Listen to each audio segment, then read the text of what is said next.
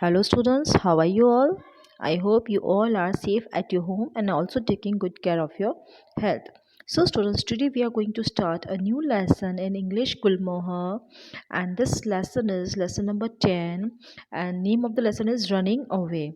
So students, be ready with your book and open page number 91. So students, first of all, I would like to introduce the author of this lesson. Okay, so this lesson is written by the Herbert George Wells. So he was an English writer best known for his works in science fiction. He is sometimes called the father of the science fiction and shares this title with another famous author, Jules Verne. And his most notable science fiction works include The War of the Worlds, The Time Machine, and The Island of the Doctor and Dr. Mori. Okay, so now let us begin our lesson. Okay, so students, I will also explain you this lesson in English and Hindi both. Okay, so when two creatures from Mars arrive on Earth, तो दो creatures Mars से आते हैं. Okay, from Mars से दो creatures आते हैं धरती पे. So Mars is a planet next to earth. ठीक है, तो most people believe that they are harmless and have only come to visit our planet. तो कुछ लोगों ने सोचा कि ये लोग तो हार्मलेस है, हमें कोई नुकसान नहीं पहुंचाएंगे और सिर्फ हमारे धरती पर सिर्फ विजिट करने के लिए आए हैं, घूमने के लिए ही आए हैं. But when a few people try to communicate with them, कुछ लोगों ने जो धरती पर वो जो दो क्रिएचर आए थे उनसे बात करने की कोशिश की, तो what happen, the Martian flash a green light and silently kill them all.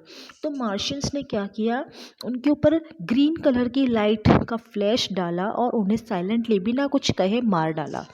The narrator who was also present there is only saved because he is at a distance and escapes unnoticed. वहाँ पे narrator जो ये story लिख रहा है, जो narrator कहता है कि वो वहाँ पे ही प्रेजेंट था, इज़ ओनली सेव्ड. वो यहाँ पे सेव किस लिए हुआ, कैसे बच गया, क्योंकि वो बहुत दूर था और वो उसे कोई देख नहीं पाया, इसलिए वो वहाँ से भाग गया था, अपनी जान बचाकर भाग गया. Terrified he hurries to take his family to safety in another village. तो ये नैरेटर बहुत डर गया था और ये तुरंत अपनी फैमिली को एक सुरक्षित जगह ले जाता है, दूसरी जगह ले जाता है. He himself however decides to return as he is confident that the Martians will be easily defeated by the army. तो उसने खुद ने सोचा, वो अपनी फैमिली को दूसरी जगह छोड़कर वापस आ जाता है और उसको कॉन्फिडेंस होता है, उसको ऐसा लगता है कि जो ये मार्शियंस जो आए हैं उनको हमारी इंडियन आर्मी ज़रूर हरा देगी. तो now let's start this lesson. It was nearly 11 when I set out to drive my car to Maybury. Maybury क्या है, एक सिटी का नाम है जहाँ ये नैरेटर रहता है. वो कहता है कि 11 o'clock हो रही थी वह जब मैंने अपनी जर्नी स्टार्ट की. सेट आउट यानी जर्नी स्टार्ट करना. तो वो अपना कार्ट लेकर जाता है, घोड़ा गाड़ी लेकर जाता है. The night was very dark and hot. Night जो रात थी बहुत डार्क थी, अंधेरा था और बहुत गर्मी भी थी. But I wanted to know how the battle between us and Martians would end. लेकिन मैं जानना चाहता था कि ये जो लड़ाई थी हमारे बीच, मतलब हम लोगों के बीच, इस धरती पे जो लोग थे उनके बीच और मार्शियंस के बीच, कैसे ये लड़ाई ख़त्म होगी. So I drove steadily as the blood red glow on the horizon grew more prominent and mixed with the black clouds in the sky. What is this, I thought, and what is going on? So narrator कहता है कि वो धीरे धीरे आराम से अपनी गाड़ी को लेके जा रहा था. तब क्या हुआ, ब्लड रेड कलर का ब्लड जैसा जैसे ग्लो हो रहा था. कहाँ पे, on the horizon. Horizon means a line at which it looks like the sky meets the ground. ऐसा लगता है जैसे स्काई और जो आसमान और धरती है एक जब मिलती है तो ऐसा लगता है जैसे एक लाइन सी बन गई हो. तो इट लुक्स मोर प्रोमिनेंट यानी जो जिसे हम देख सकते हैं, आराम से देख सकते हैं. तो and mix with the black cloud. So ये ब्लैक क्लाउड से मिक्स हो गई थी इन द स्काई. तो वो कहता है व्हाट इज दिस, ये क्या है and what is going on. Just then a bright green light lit up the road. और उसी वक्त क्या हुआ, बहुत ही तेज़ ग्रीन कलर की लाइट रोड पर आती है. अराउंड मी, मेरे तरफ आती है. And showed the woods ahead, और वुड्स यानी लकड़ियों की तरफ या झाड़ियों की तरफ भी वो लाइट दिख रही थी. Line of green fire pass through the clouds in the sky. और अचानक क्या हुआ, एक ग्रीन फायर, ग्रीन कलर की जो फायर थी, एक लाइन आ गई थी थ्रू द क्लाउड्स. क्लाउड्स या ऐसा लग रहा है जैसे ऊपर से कोई ग्रीन कलर का फायर आ रहा है. And into the field to my left, और मेरी लेफ्ट साइड में भी खेतों में फील्ड पे आ रही थी. It was a third Martian. और कौन था वो थर्ड मार्शियन था. दो मार्शियन तो आ चुके थे और तीसरा मार्शियन और आ रहा था. Before I had time to think any more, मैं उससे पहले कि कुछ सोचूं, नरेटर कहता है कि मैं सोचूं उससे पहले क्या हुआ. Rain, thunder and lightning burst upon us. और उसी वक्त क्या हुआ, बारिश, आंधी तूफान और बिजली कड़कने लग गई. माई terrific My terrified horse raced down the hill as I noticed that something was moving down quickly in the opposite direction.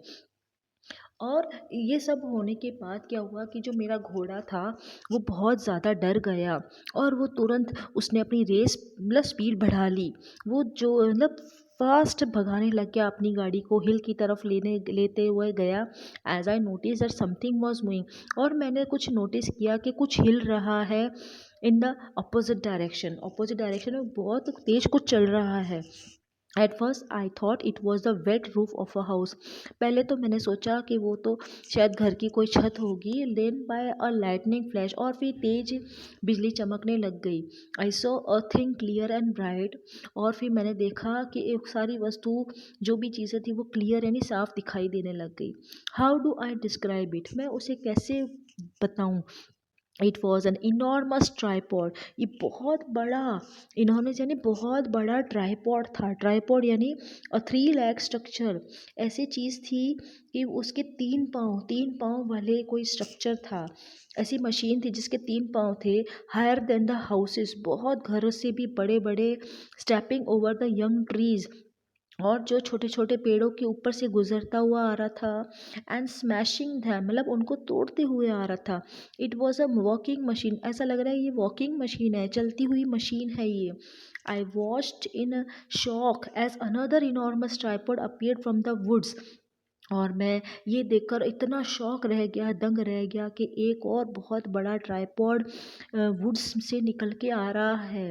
Bending the trees to clear its way, मतलब ट्रीज के ऊपर से भी पाँव रख के आ रहा है, अपना रास्ता निकाल रहा है. It was rushing straight towards me, और वो मेरे तरफ ही दौड़ता हुआ आ रहा है. देन आई पैनिक्ड, और उसके बाद तो मैं बहुत डर गया था. पैनिक यानी felt a sudden and a very great fear, बहुत ज़्यादा डर जाना. Let's move to next page. So, without stopping to look again, I desperately pulled my horse's head to the right. तो बिना इधर उधर देखे मैंने तुरंत अपने हॉर्स के हेड को दूसरी तरफ, राइट की तरफ खींचा. But my car toppled over on it's side and I fail into a shallow pool of water. लेकिन मेरा जो कार था, घोड़ा गाड़ी था, वो तो उस तरफ पे तेज़ी से चलता हुआ जा रहा था, तो जिसकी वजह से मैं एक छोटे से पानी के खड्डे में गिर गया. I crawled out almost immediately and hide under the bush. और मैं रेंगता हुआ तुरंत वहाँ से निकला और मैं झाड़ियों के पीछे छिप गया. माई हॉर्स हैड रन अवे, मेरा हॉर्स तो भाग चुका था, वो दौड़कर आगे चला गया. And by the lightning flashes, मतलब लाइटनिंग मतलब रोशनी मतलब जो पड़ी थी ना लाइट्स से, उसकी वजह से वो दौड़कर आगे चला गया. I could see the upturn cart, मैंने देखा कि मेरा जो पूरा घोड़ा गाड़ी उल्टा हो गया है. And a single wheel still spinning, और एक गाड़ी का जो पहिया भी घूम रहा था. The enormous machine was walking slowly and going uphill, जो बहुत बड़ी बड़ी जो मशीन आई थी यहाँ पे, वॉकिंग मशीन, वो चल कर मेरे साथ धीरे धीरे आ रही थी और गोइंग अपहिल, और ऊपर पहाड़ियों की तरफ, ऊपर की तरफ जा रही थी. It had not noticed me, लेकिन उस मशीन ने मुझे नहीं देखा. As it pass it howled louder than the thunder. जैसे वो जा रही थी वैसे ही वो जोर जोर से गड़गड़ाहट के साथ जा रही थी.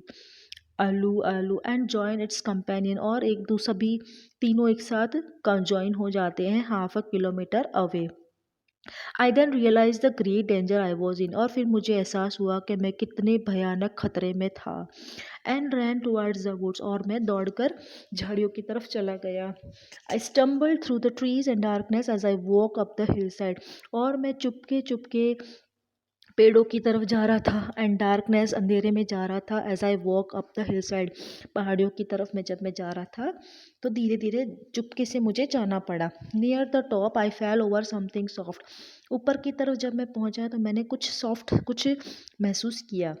A flash of lightning showed me, और जब फ्लैश मतलब लाइटनिंग जब रोशनी हुई तो मैंने देखा कि that it was a remained of our neighbourhood shop.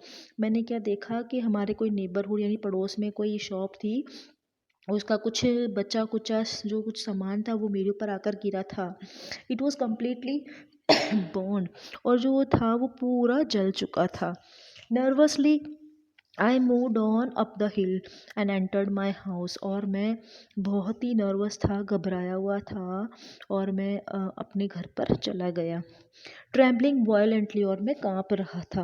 I had heard voices from the Maybury bridge, but I was too frighten and tired to shout or to join them, और मैं इतना डर गया था कि मैं न तो कुछ बोल सका और न कुछ शाउट कर सका।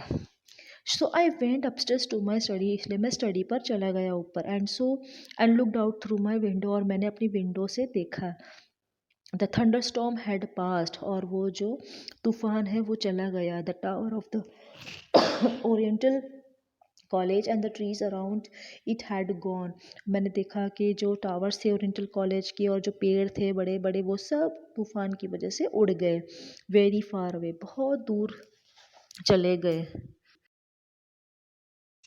सो very far away, lit by red fire, बहुत दूर लाल फायर से, रेड फायर से यानी लाल आग से। The common was visible, common यानी यहाँ पे open ground use by people as a playground occasions like fair and so on, मतलब ऐसा ग्राउंड जो खुला मैदान होता है जहाँ पे कभी मेले लगते हैं, कभी कोई प्रोग्राम होता है, पार्टी होती है, तो मतलब वो पूरी खुली जगह थी, वो पूरी दिखाई दे रही थी, तो वो पूरी जल चुकी थी। The whole countryside was ablaze, पूरी जो कंट्री थी वो अब्लेज हो गई, अब्लेज यानी बुरी तरह से जल चुकी थी। Even when I peered into the red smoke I could not see any people at all, और जब भी मैंने देखा, मैंने ध्यान से देखा, पियर्ड यानी मुश्किल से देख पाना, बिकॉज ऑफ द स्मोक, धुएं की वजह से बहुत मुश्किल से देख पाना, तो रेड स्मोक यानी लाल धुएं की वजह से उसे कुछ भी नहीं दिखाई दिया, कोई लोग उसे नहीं दिखाई दे रहे थे। This fiery chaos had once been my little world, ये जो फियरी क्या होता है, बर्निंग स्ट्रांगली, जो तेज़ खतरनाक जो आग लगी थी, पूरा जल चुका था।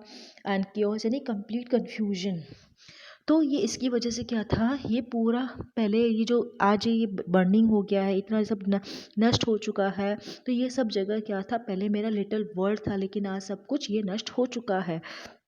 I had live in it safe and happy, यहाँ पे मैं पहले बहुत अच्छे से रहता था, सेफली और हैप्पीली रहता था for years before the Martians arrived, Martian के आने से पहले मैं यहाँ पे बहुत आराम से रहता था, लेकिन आज सब कुछ बर्बाद हो गया है। What are they, I wondered, मैंने सोचा कि ये सब क्या है, ये क्या चीज़ है।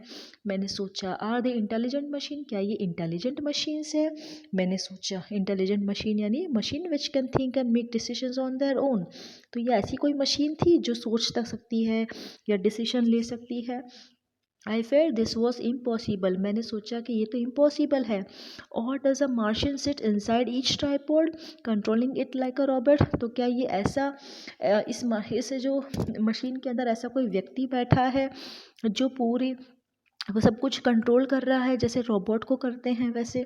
तो suddenly I heard a slight noise and lean out of the window, फिर अचानक मैंने एक आवाज़ सुनाई दी मुझे, और मैंने खिड़की के बाहर देखा। A soldier was climbing down my garden fence, एक सोल्जर दौड़ता हुआ मैं गार्डन में आ रहा था।